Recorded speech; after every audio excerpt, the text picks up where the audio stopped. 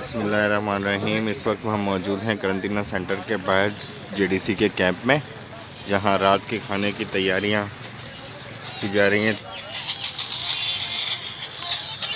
ये आप देख सकते हैं, पैकिंग हो चुकी है, कुछ पैकिंग जारी है।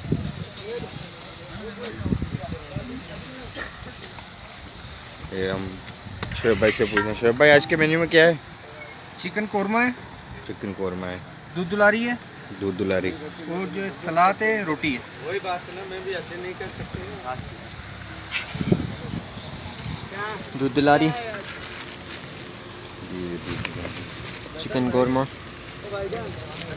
डिस्पोजेबल स्पून, सलाद और रोटी।